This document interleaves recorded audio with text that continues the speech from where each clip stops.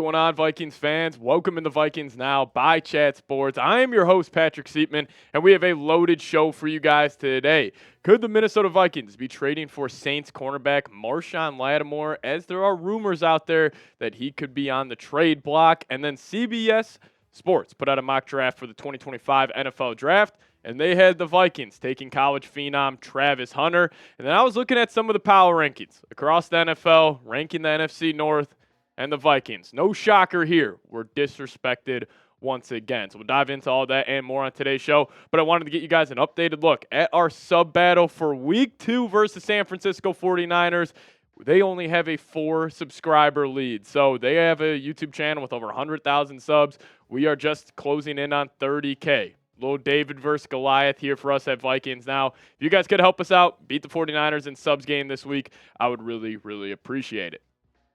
But why a big move could be coming for the Minnesota Vikings? So an under-the-radar move that really wasn't talked about enough was TJ Hockenson actually restructured his contract to save $7.1 million in cap space for this season. And obviously with the free agency period came and gone, and obviously the NFL draft, all the rookies are signed. Maybe the Vikings could be looking to swing a big-time trade for a guy like Marshon Lattimore. So we're going to be talking about it. Should the Vikes go all in on Lattimore? My initial reaction to this was hell yeah, but we got to break this down a little bit more in depth. What could a trade look like for Lattimore? What does his contract details look like? And why do the Vikings need to make a big-time move for a corner? Well, their cornerback room, I thought they played very, very well in the first game versus the New York Giants. Like, I thought Byron Murphy looked good. Stephon Gilmore had a couple good plays. Shaq Griffin, really wasn't targeted a whole lot. But if you would add a guy like Marshon Lattimore to this room, you would be talking about it like it's a top 5, top 10 unit in the entire league. So I looked back a couple months ago. Jeremy Fowler of ESPN put out an article suggesting a Lattimore to Minnesota trade. And he had the Vikings just giving up a 2026 third-round pick. And you may be saying, why is Lattimore so cheap? Well, it is because of his contract, and we'll dive into that here in a second. But Lattimore, as a player,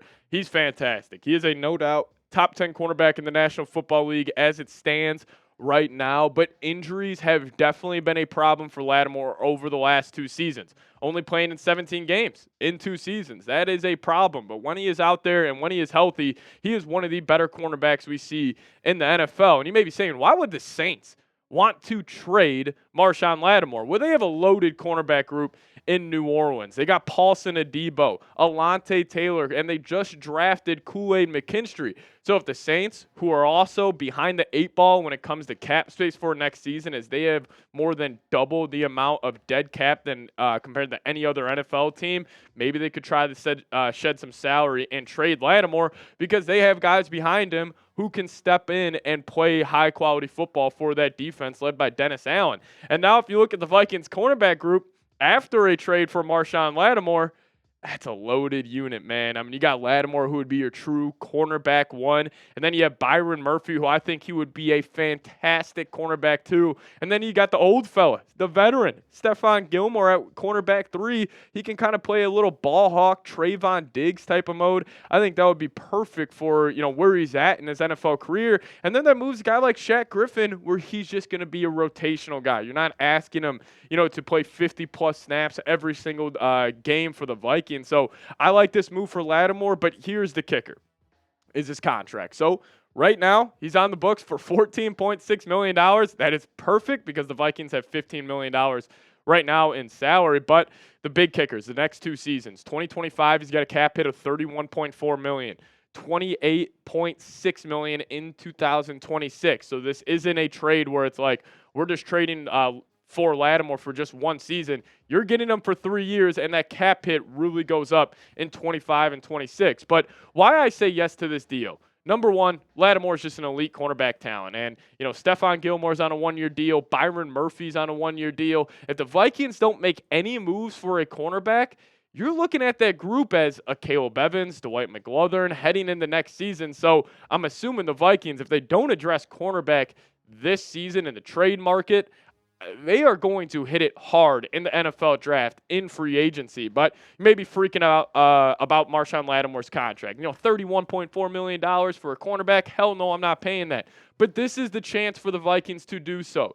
You have a quarterback on a rookie deal in J.J. McCarthy. This would be the chance to take advantage of that. And, my third reason, it would expedite the Super Bowl window for the Vikes. I think their true Super Bowl window, as it stands right now, is when J.J. McCarthy is entering year 3 of his NFL career and the last remaining years on that contract. But if you go trade for a guy like Lattimore, not only would that help improve your team this year, but let's just say hypothetically JJ is quarterback 1 next season for this football team, and he ends up popping, and he's a top 15, top 12 quarterback on a rookie deal, and you're able to put a Monstars type of feel of an NFL team around him.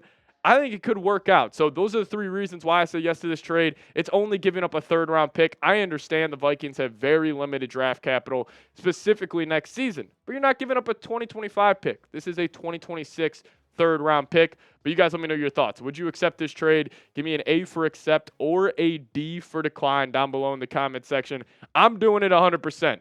The Vikings, they have a good football team, and they have a very, very good defense. You want to make this defense great, you go trade for a true lockdown corner like Marshon Lattimore. But coming up next on the show, we're going to be diving into a CBS mock draft where they had the Vikings taking college phenom, cornerback, wide receiver hybrid, Travis Hunter. We'll dive into that here in a second. But first off, got to tell you guys about today's presenting sponsor, and that is Prize Picks. If you guys download the Prize Picks app and use code CLNS, we'll hook you guys up with $50 instantly when you just play $5. That's code CLNS on Prize Picks to get $50 instantly when you play $5. You don't even need to win to receive the $50 bonus. It's guaranteed. Now, Prize Picks is America's #1 daily fantasy sports app with over 5 million active members, and Prize Picks is the easiest and most exciting way to play daily fantasy sports. Unlike other apps, on Prize Picks, it's just you against the numbers. All you do is pick more or less on 2 to 6 player stat projections and watch the winnings roll in. Now, they do have a sweet deal going on for the month of September where 1 Caleb Williams passing yard gets you 1 win on Prize Picks. That's right. Only 1 yard gets you an automatic win every football weekend in September. That is 3 more weeks of free W's. So don't miss out on this deal on Prize Picks because it is gone when September ends. So download the Prize Picks app today. Use code CLNS and get $50 instantly when you play just $5. You don't even need to win to receive the $50 bonus. It's guaranteed. So shout out to Prize Picks for sponsoring today's show. Prize Picks, run your game. So Chris Trapasso of CBS Sports put out his mock draft, and this is who he had the Vikings selecting at pick number 9. He said, what a fun selection here. Hunter can act as the #1 cornerback in Minnesota, and Kevin O'Connell can design an offensive package to utilize Hunter for the true beginning of the J.J. McCarthy era.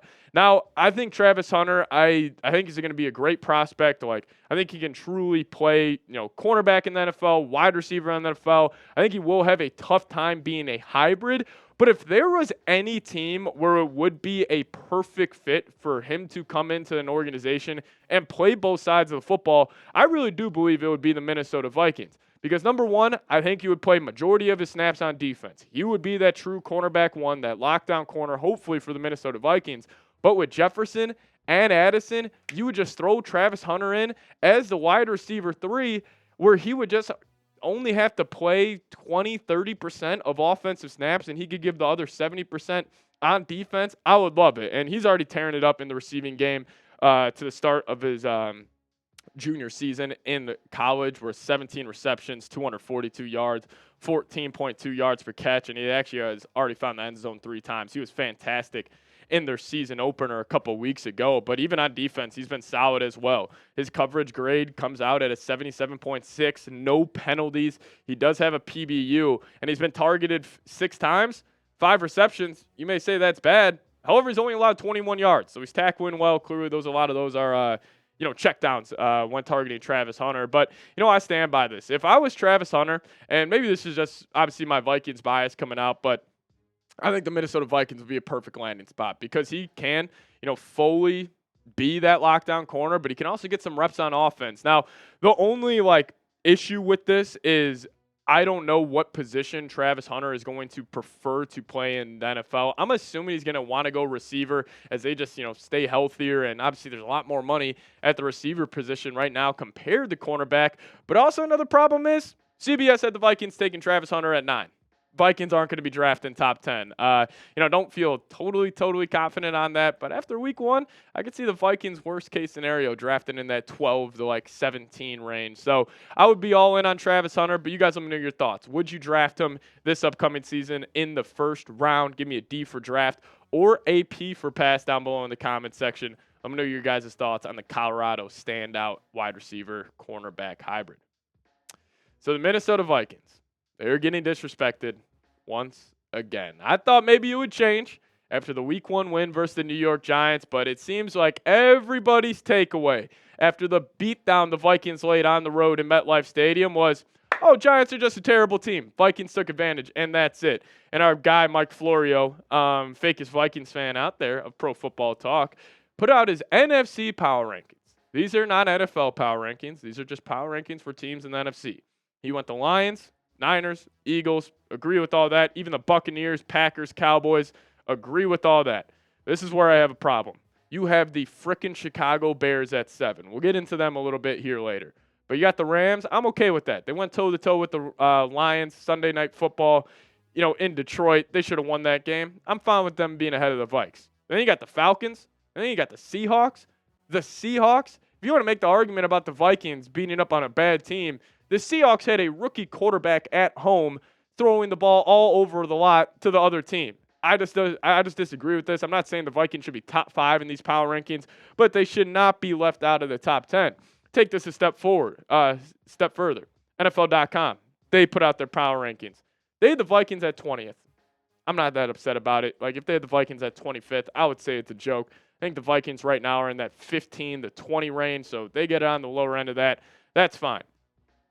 The Chicago Bears at number 15. Give you guys my thoughts there in a sec. Packers at 11. I'm cool with that. They're a good football team. Whatever. Detroit Lions, cool with that as well. The one thing I don't get the Chicago Bears hype at all. And now listen, full transparency here. I was born in Minneapolis. I grew up in Chicago. So all my friends are Bears fans. And all they keep talking to me about is that this is the year. The Bears are coming. Caleb Williams is already a top 10 quarterback in the NFL. You go turn on Fox Sports. First things first. Every single show is still raving about the Bears. How did they find a victory in a football game where Caleb Williams plays that bad? You had a blocked punt for a touchdown, and you had the worst interception thrown in NFL history that I have ever seen by Will Levis. The Bears are an okay football team. But I think it is ludicrous to say they are better than the Vikings. I think there is an incredible coaching staff advantage that leans Minnesota. And I think, and I'm so serious about this, with the support system the Vikings have for Sam Darnold and Kevin O'Connell, it would not shock me if we look at the stats at the end of the year and Sam Darnold has thoroughly outplayed Caleb Williams in his rookie year. Caleb Williams will no doubt be a better quarterback in the NFL down the line than Sam Darnold. But year 1, this upcoming season, I think it's a joke that the Bears are ranked higher than the Minnesota Vikings. But hey, if you guys love the Vikes and maybe want to show them some support because everybody around the NFL will not, give me a SKOL down below in the comment section. Use this as a real one roll call so I can see where all the real ones are at. Also, give me a follow on Twitter. That's the handle right there. If you guys do so, give you a follow back. But thank you guys so much for watching. SKOL Vikes.